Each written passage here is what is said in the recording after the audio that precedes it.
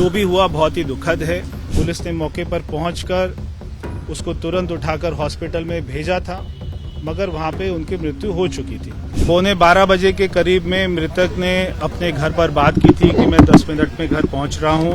रात को ही पता लग जाता तो शायद कोई कार्रवाई हो सकती थी। यहाँ के जो अधिकारी हैं, जेई हैं, एक्सीएन हैं, एई हैं, वो तीनों को सस्पेंड कर रहे हैं। जो कंपनी यहाँ पे काम कर रही थी, हम वो कंपनी के ऊपर में भी कड़ी से कड़ी कार्रवाई करेंगे। मृतक को जितना कंपनसेशन होगा वो हमारी सरकार की तरफ से, दिल्ली जल बोर्ड की तरफ से दिया जाएगा। कल रात को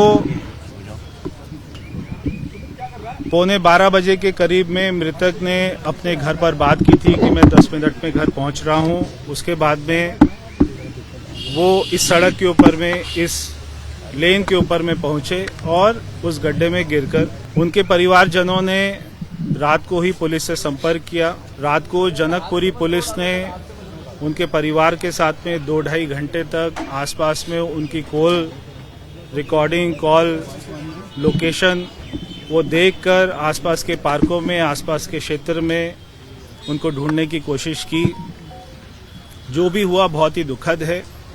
हम जल बोर्ड के यहाँ के जो अधिकारी हैं, जेई हैं, एक्सीएन हैं, एई हैं, वो तीनों को सस्पेंड कर रहे हैं।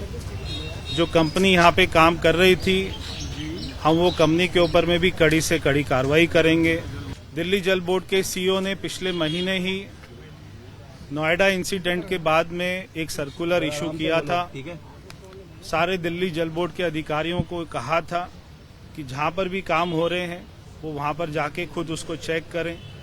ये 3 महीने से काम हो रहा था। कल रात को ही गड्ढा खुदा था। उसी के साथ में कॉन्ट्रैक्टर के 2 लेबर वो अपनी झुग्गी डालकर बैठे हुए थे। अभी वो लोग यहाँ पर नहीं हैं। अभी पुलिस उनको खोज रही है। वो रात को यहाँ पे मौजूद थे। क्या उनको रात में ही पता लग गया था या नहीं पता लगा था, ये तो एक बार उनसे पूछताछ होगी तभी पता लगेगा। हम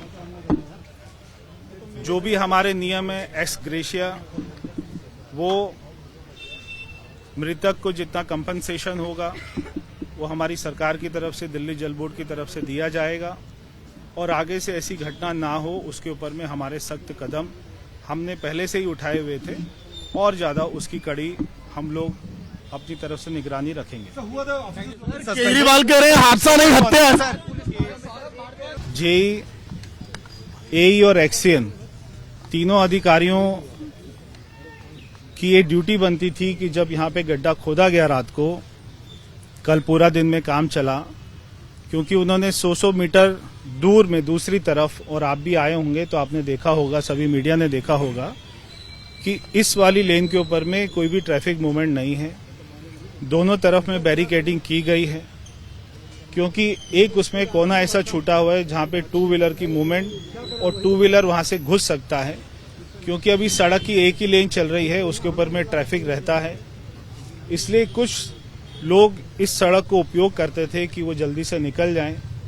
मैं इसमें मानता हूं कि अगर रात को ही पता लग जाता तो शायद कोई कार्रवाई हो सकती थी, मगर सुबह 7:30 बजे जब एक महिला अपने बच्चों को स्कूल छोड़ने के लिए आई तो उन्होंने वहां पर गड्ढे में झांक कर देखा, वो व्यक्ति वहां पर था।